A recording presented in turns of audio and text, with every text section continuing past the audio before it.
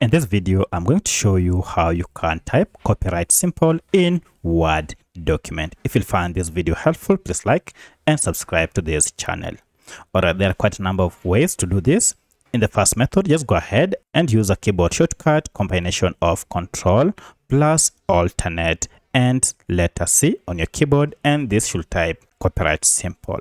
Alternatively, you can also use open parentheses like this and then type C and then close the parentheses, and this will type copyright simple, as you can see here.